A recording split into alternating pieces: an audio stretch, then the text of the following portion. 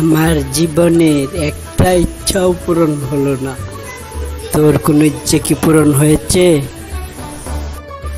হ্যাঁ হয়েছে তো। ছোটবেলায় স্যারের হাতে চুলটা না কেটে কেটে ভাবতাম চুলগুলো না থাকলেই বুঝি অনেক ভালো হতো। এখন দেখ আমার মাথায় একটা চুলও নেই।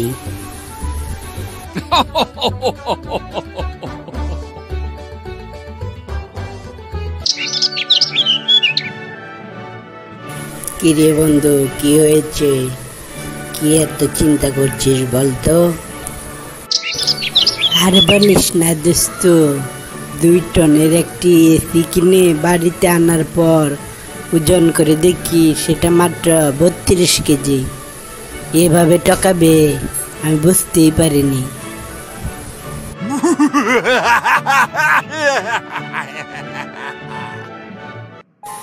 বলো তো বল্টু, এসএসসি এর পূর্ণরূপ কি? হেডমাস্টার স্যান্ডেল চুল। হারামজাদা শয়তান ছেলে। স্যার আপনার তো মোটামুটি ঠিক আছে।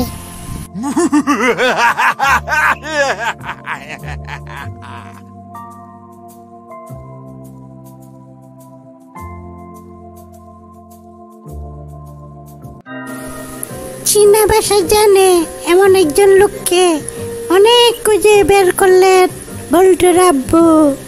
পরে দেখেন তার সাথে কি ঘটে।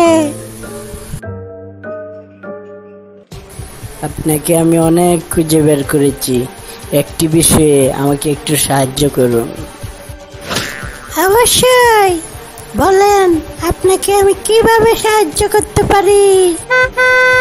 আমার এক চীনা বন্ধু ছিল, তার নাম চিং হুয়াই। ওর আর আমার দীর্ঘদিনের বন্ধুত্ব হলেও আমি চীনা ভাষা জানি না। চিং হুয়াইও চীনা ভাষা ছাড়া আর অন্য কোনো ভাষা জানতো না। আমার বন্ধু কয়েক মাস আগে দুরারোগ্য ব্যাধিতে আক্রান্ত হয়ে হাসপাতালে ভর্তি হয়েছিল। ওর সঙ্গে দেখা করতে গিয়ে দেখি বেচারার করুণ অবস্থা। তার নাকে মুখে অক্সিজেনের নল লাগানো। আমাকে কাছে পেয়ে ও কাতর হয়ে উঠল আর বলল, লিখাই ওয়াং কি গুয়ান। বলতে বলতে বেচারা শেষ নিঃশ্বাস ত্যাগ করলো। দিকে আমি তো চীনা ভাষা জানি না। আমার বন্ধুর মৃত্যুর আগে বলে যাওয়া লিখাই ওয়াং কি গুয়ান এর অর্থ বুঝতে আমি দিনের পর দিন ঘুরে বেরিয়েছি, কিন্তু এই কথার অর্থ আজ পর্যন্ত বুঝতে পারিনি। এখন আপনি আমাকে এই কথার অর্থ বলে দিয়ে আমার মনের কষ্ট দূর করে দিন।